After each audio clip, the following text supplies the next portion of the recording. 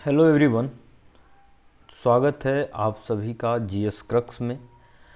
आज के इस वीडियो में हम पॉलिटी जो है इंडियन पॉलिटी देखेंगे जो हमारे सिलेबस में है, और ये बिल्कुल यूपीएससी लेवल तक हम पॉलिटी को देखेंगे। और आपको पॉलिटी जो है बिल्कुल कहानी के फॉर्म में बताई जाएगी, जो कि आपको पूरी तरह से कंठस्थ हो जाएगी। मैंने इसके हैंड रिटन नोट्स बना रखे हैं, मैं नोट्स से ही पढ़ाऊँगा यहाँ पे, और सारी चीज़ें आप देख सकते हैं मैंने लिख रखी हैं। तो नोट्स आपको पूरी तरह मिल जाएंगे। आपको इसके लिए मुझे डायरेक्ट मैसेज करना होगा। आपको जो है वहाँ आपको ये पीडीएफ प्रोवाइड कर दी जाएगी। लगभग 300 पेजेस की ये पीडीएफ है जो कि आपको हैंड ओवर कर दी जाएगी और आप इसे ईजिली रिवाइज कर सकते हैं। इसको बिल्कुल समराइज किया गया है एनसीईआरटीज़, एम लक्ष्मीकांत और भी सारी चीज़ें वीडियो लेक्चर्स देखकर इसे बनाया गया है। और इसमें हम बिल्कुल बेसिक से चीज़ों को समझेंगे कहानी के फॉर्म में। याद रखें, बिल्कुल कहानी होगी ये। पॉलिटी जो है इसमें देखेंगे कि कैसे कैसे कॉन्स्टिट्यूशन बना हमारा, कॉन्स्टिट्यूशनल डेवलपमेंट कैसे हुआ, फॉरेन सोर्सेस इसमें कितने हैं, पार्ट्स हैं कॉन्स्टिट्यूशन की वो क्या है, शेड्यूल है वो क्या है, अनुसूचियाँ, आर्टिकल्स क्या हैं, अनुच्छेद, फिर अमेंडमेंट जो इसको अमेंड कर सकते हैं वो क्या है, फिर प्रीएम्बल के बारे में देखेंगे, उसकी समरी को समझेंगे कि क्या चीज़ें हैं इसकी समरी में। अब कॉन्स्टिट्यूशनल डेवलपमेंट कैसे होता है ये आगे देखते हैं। जैसे हम देखें कि 1773 में एक एक्ट आया था, रेगुलेटिंग एक्ट। तो आप ध्यान रखिए कि सबसे पहला जो बीज पड़ा था कॉन्स्टिट्यूशनल डेवलपमेंट का वो 1773 में पड़ा था। बहुत लोग बोलते हैं या फिर बुक्स में लिखा होता है कि कॉन्स्टिट्यूशन जो है वो 2 साल 11 महीने 18 दिन में बनकर तैयार हो गया था और उसे इम्प्लीमेंट कर दिया गया पूरे कॉन्स्टिट्यूशन को। लेकिन जो इसका विकास हुआ था वो 1773 से धीरे धीरे शुरू हो गया था। 1773 से ही क्यों हुआ था, क्या कारण था इस समय? तो कारण ये था कि 1772 में अमेरिका जो है, अमेरिकन कॉलोनी जो है ब्रिटिश के हाथों से छूट गई थी। वहाँ रिवॉल्ट हुआ और उन्हें वहाँ से छोड़कर जाना पड़ा। अब ब्रिटिश के ऊपर जो है इकोनॉमी उनकी काफ़ी नीचे गिरी, क्योंकि वे उस नॉर्थ अमेरिकन कंटिनेंट से काफ़ी जो है रॉ मटेरियल अपने यहाँ लाते थे और उसको यूटिलाइज करके उसे मैन्युफैक्चरिंग करके उसका वैल्यू एडिशन करके अदर पार्ट्स में बेचते थे, दुनिया के दूसरे भागों में बेचते थे। तो ये जो ब्रिटिशर्स थे, जो अंग्रेज़ थे, ये प्योर बनिए थे, इन्हें व्यापार करना ज़्यादा पसंद था बजाय कि लड़ाई करना और लोगों पर हुक्म चलाना। तो देखेंगे कि किस प्रकार जब इनकी मजबूरियां हो गई तभी ये हथियार उठाए और बिल्कुल एक तरफ से मारते गए। ये सिर्फ ऐसे बनियागिरी टाइप करते थे कि ये बिल्कुल खून चूस लेते थे, कि भारत के लोगों का खून चूसते थे धीरे धीरे। और जब ये रिवोल्ट करते थे, जब इंडियन रिवोल्ट करते थे, तो ये थोड़ा थोड़ा इन्हें ढील देकर शांत कर देते थे। इन्हें लड़ना पसंद नहीं था, ये लड़ाई से डरते थे। इसीलिए जब हमारे नौजवान साथियों ने, गांधी जी, भगत सिंह, सुभाष चंद्र बोस जब सामने आए, जब गांधी जी एक मुट्ठी वारदा के उस मीटिंग में जब एक मुट्ठी बालू उठाकर कहा था कि यदि अंग्रेज़ों से लड़ने के लिए मुझे ये कांग्रेस साथ न देगी तो भी मैं एक मुट्ठी बालू से ऐसा कांग्रेस बनाऊंगा कि लोग मेरे साथ जुड़ेंगे और अंग्रेज़ों को यहाँ से भगा देंगे। क्विट इंडिया मूवमेंट जब उन्होंने चालू किया था उस समय ये एक भाषण दिया था। तो सारे लोग जो हैं स्वतंत्रता सेनानी वे मिले, वो बिल्कुल अपनी चीज़ों को, अपने हक को मांगने लगे। तो अंग्रेज़ों ने भारत छोड़ने का तब निर्णय लिया। तो 1773 में क्या हुआ था कि मैंने बताया कि जो अमेरिका था वो हाथ से निकल गया था इनके, और अमेरिका के हाथ निकल निकल गया था, इसलिए ये किसी तरह भारत पे अपनी पकड़ मजबूत करना चाहते थे और पकड़ मजबूत कर यहाँ अच्छे से कंट्रोल करना चाहते थे, इसको अच्छे से एक्सप्लॉइट करना चाहते थे। अब देखा जाए कि अमेरिका में हुआ क्या था। अमेरिका में तो पूरी जनजातियां ही थी, फिर उनसे अंग्रेज जो है क्यों नहीं निपट पाए। ऐसा नहीं था। अमेरिका में हुआ क्या था कि अमेरिका में ब्रिटिशर्स ही जाके पहले बसे थे, वहाँ जाके उसको कंट्रोल करने के लिए। जैसे हमारे यहाँ ईस्ट इंडिया कंपनी आई थी, उसी तरह वहाँ भी कोई कंपनी गई थी और वहाँ ये लोग क्या हुए कि बस गए, वहाँ बसने लगे और वे धीरे धीरे ब्रिटिश से अपने आप को छुटकारा पाने लगे, ब्रिटिश साम्राज्य से, और कहने लगे कि हम यहीं रहेंगे और आप अपना देखें, हम आपको कोई रेवेन्यू नहीं देंगे।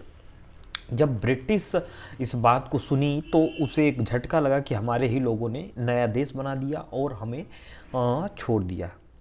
तो इनको डर था कि ये भारत के लोग भी, भारत में जो ब्रिटिशर्स हैं वो भी शायद ये कदम उठा लें, और यदि ऐसा कदम उठाते हैं तो उन्हें काफ़ी नुकसान होगा, क्योंकि पहले नंबर की जो इनकी कॉलोनी थे वो नॉर्थ अमेरिका थी, दूसरे नंबर पे भारत था जो कि काफ़ी रेवेन्यू इन्हें देता था।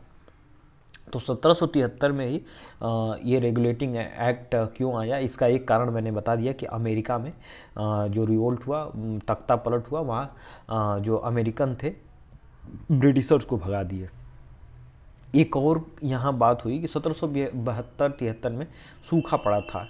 सूखा पड़ने के कारण जो है ये ब्रिटिशर्स जो है अच्छे से लगान नहीं वसूल पाए थे। लगान न वसूल पाने के कारण इन्होंने ब्रिटिश पार्लियामेंट में कुछ कर्ज लेने के लिए डिमांड रखी, अपनी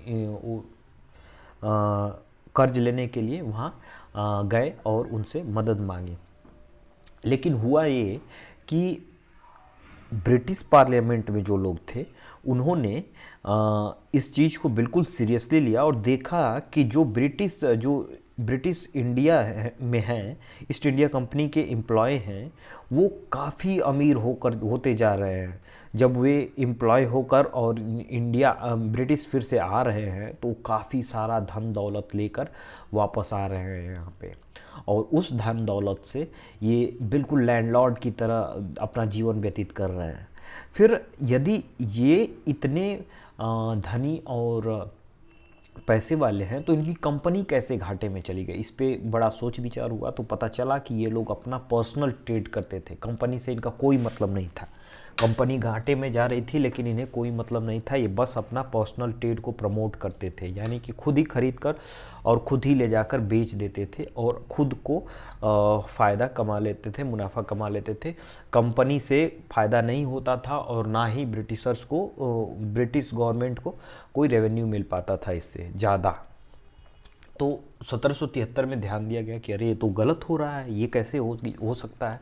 अब 1773 में ब्रिटिश गवर्नमेंट ने इंडिया में ईस्ट इंडिया कंपनी पर रेगुलेटिंग एक्ट लाया, और रेगुलेटिंग एक्ट इस समय लाया और कहा कि 20 साल बाद जो फिर से इसे रिव्यू किया जाएगा। तो 20 साल बाद 1793 में फिर से एक एक्ट आया, और 1793 के बाद फिर 20 साल बाद 1813, फिर 20 साल बाद 1833, फिर 20 साल बाद 1853 आया।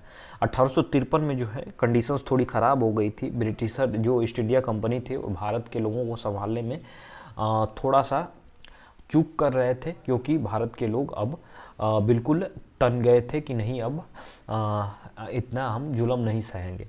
1857 की क्रांति के बारे में आपने सुना होगा। ये क्रांति हुई और ईस्ट इंडिया कंपनी को ख़त्म कर दिया गया और ब्रिटिश सरकार का राज्य जो है भारत पे पूर्णतः बन गया। ईस्ट इंडिया कंपनी को यहाँ से हटा दिया गया। 1861 में जो है काउंसिल एक्ट आया, इसमें सारी चीज़ों को, अब यहाँ से क्या हुआ, ये जो इतना है 1773 से 1857 तक, इस समय हुआ क्या था कि पावर को बिल्कुल सेंट्रलाइज किए लोग, एक हैंड में लिए पावर और ऊपर से ही कंट्रोल करते थे। लेकिन 1861 के बाद डिसेंट्रलाइजेशन शुरू हुआ, यानी कि पावर का डिस्ट्रीब्यूशन शुरू हुआ। कुछ भारतीयों को भी पावर देने के लिए ये लोग अपना कदम बढ़ाए। तो उसी सिलसिले में अब हम 1773 के रेगुलेटिंग एक्ट को बिल्कुल यहाँ लिख रखा है कि इसमें हुआ क्या था, और सारी चीज़ों को समझते हैं बारी बारी से। अब देखते हैं कि जब ये भारत का नक्शा है, मैंने छोटा बना रखा है बस समझने के लिए है। तो यहाँ बॉम्बे है, ये मद्रास है, ये बंगाल है, और गवर्नर होते थे हर जगह। बॉम्बे के गवर्नर होते थे, मद्रास के गवर्नर होते थे, बंगाल के गवर्नर होते थे। और ये क्या करते थे कि कभी कभी आपस में लड़ भिड़ भी जाते थे कि रेवेन्यू हम ज़्यादा देते हैं, तुम खर्च ज़्यादा करते हो, आपस में ही ये लोग झगड़ा कर लेते थे। तो ये देखते हुए ब्रिटिश गवर्नमेंट ने ये डिसाइड किया कि इनको क्या करते हैं कि बिल्कुल मर्ज कर देते हैं, एक को किसी को बड़ा कर देते हैं। तो सबसे ज़्यादा रेवेन्यू जो है बंगाल से आता था, और ये मेन हब था। यहाँ के जो गवर्नर थे उसे गवर्नर जनरल बना दिया गया। गवर्नर जनरल का मतलब कि बॉम्बे और मद्रास के जो गवर्नर थे उनसे थोड़ा पोस्ट उसकी ऊपर कर दी गई, और सारा हिसाब किताब अब बंगाल का गवर्नर रखने लगा था।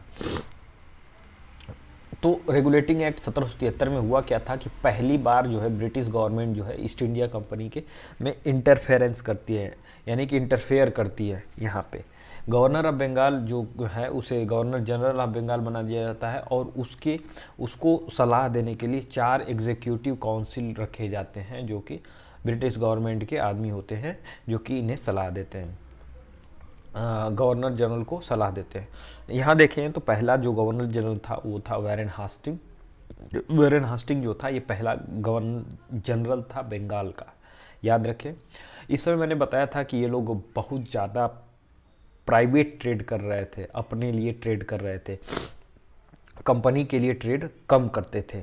तो इसलिए यहाँ पे हुआ क्या कि इन्होंने ब्रिटिश गवर्नमेंट ने प्रोहिबिटेड द प्राइवेट ट्रेड, यानी कि प्राइवेट ट्रेड को बंद कर दिया, और सिर्फ गिफ्ट भी नहीं ले सकते थे ये बिल्कुल फ्रॉम द इंडियंस से कोई गिफ्ट नहीं ले सकते थे, या फिर कोई घूस भी नहीं ले सकते थे।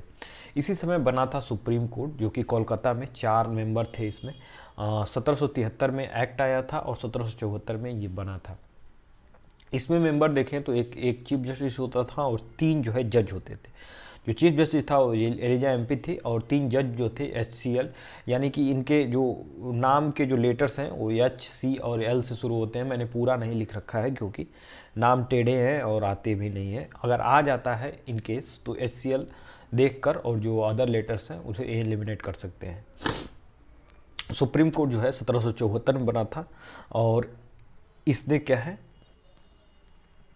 ब्रिटिश गवर्नमेंट जो है थोड़ी सी स्ट्रेट ने इनके ऊपर काबू पाया कंपनी पे।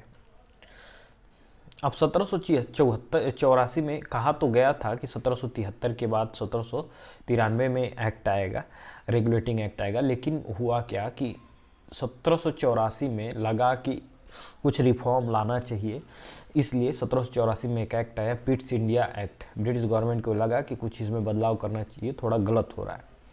तो इसमें क्या किया गया कि for rectifying the defect of regulating act, 1773 में ये एक्ट आया। 1773 के रेगुलेटिंग एक्ट को रेक्टिफाइंग करने के लिए 1784 में पिट्स इंडिया एक्ट आया। इस एक्ट में क्या किया गया कि एक नए बोर्ड को बनाया गया, एक न्यू बॉडी बनाई गई जिसको कहा गया board of court. Board of court में 6 मेंबर थे, और ये पॉलिटिकल अफेयर्स, कंपनी के पॉलिटिकल अफेयर्स को देखने के लिए बनाए गए थे। इसी समय जो है कंपनी टेरिटरी जो थी, कंपनी की जो टेरिटरी थी इन भारत में, उसे पहली बार ब्रिटिश पोसेशन कहा गया, British possession. Sorry, political and commercial function were separated, यानी कि इसी समय पॉलिटिकल और कमर्शियल फंक्शन को सेपरेट किया गया था। कमर्शियल जो फंक्शन था उसके लिए कोर्ट ऑफ डायरेक्टर थे, और पॉलिटिकल के लिए मैंने बताया बोर्ड ऑफ कंट्रोल थे, बोर्ड ऑफ कोर्ट थे। 1786 में फिर से कुछ बदलाव आए, जैसे कि कॉर्नवालिस उस समय जो है यहाँ का गवर्नर जनरल बना, और गवर्नर जनरल बनते ही इसने क्या किया कि इनकी एक जिद थी कि मैं यहाँ का गवर्नर जनरल तभी बनूंगा जब कमांडर इन चीफ के पावर्स को गवर्नर जनरल के पावर में मर्ज किया जाए, क्योंकि उससे पहले जो था कमांडर इन चीफ की पावर जो है अलग होती थी। सॉरी, कमांडर इन चीफ के पावर को गवर्नर जनरल के साथ मर्ज कर दिया गया। और एक और चीज़ इसमें बदलाव लाया गया कि गवर्नर जनरल ने वीटो पा गए, इसमें veto power over executive council. मैंने पहले बताया था कि 4 मेंबर जो है गवर्नर जनरल को एडवाइस करने के लिए बनाए गए थे, जो कि इनको सलाह देंगे गवर्नर जनरल को। लेकिन इसमें क्या है, कॉर्नवालिस ने अपना एक वीटो पावर लगाया ताकि जो कॉर्नवालिस का डिसीजन होगा उसे वो 4 मेंबर जो थे वो काट नहीं सकते थे। कॉर्नवालिस जो थे बड़े ही मजे हुए गवर्नर थे, क्योंकि इससे पहले जब अमेरिका में ब्रिटिश ने हथियार डाला था तो उस समय क्या हुआ था कि उस समय गवर्नर जो थे वो कॉर्नवालिस ही थे। तो यानी काफ़ी टफ मुश्किलों में जो है कॉर्नवालिस ने ब्रिटिश को अमेरिका और ब्रिटिश के बीच में इस अमेरिकन गवर्नमेंट से लड़ा था। तो इसलिए कॉर्नवालिस जो है ये जिद्दी थोड़े थे और इन्होंने अपनी जिद को पूरा करने के लिए यहाँ पे बदलाव लाए। तो इतनी चीज़ें हमने आज की इस वीडियो में देखा। मिलेंगे हम लोग अगले वीडियो में कुछ नई चीज़ों के साथ और देखेंगे अगले एक्ट को। जैसे 1773 का एक्ट देखा तो इसके बाद हम लोग 1793 देखेंगे, फिर 1813, 1833, 1853, फिर 57। इसके लिए आप एम लक्ष्मीकांत की सर की जो बुक है उसमें आप पहला चैप्टर जो है हिस्टोरिकल बैकग्राउंड जो है उसे आप पढ़ सकते हैं। उसमें कंपनी रूल वाला जो पार्ट है उसे देख सकते हैं। क्राउन रूल इसके आगे हम लोग देखेंगे। फिर सारी चीज़ों का ये नोट्स ही है, समझिए कि एम लक्ष्मीकांत का बिल्कुल ये नोट्स है, आपको ये प्रोवाइड कर दी जाएगी। और आप बनाना चाहें अपने से तो बेस्ट है, अपने हाथ से बनाएं, सबसे बेस्ट रहेगा।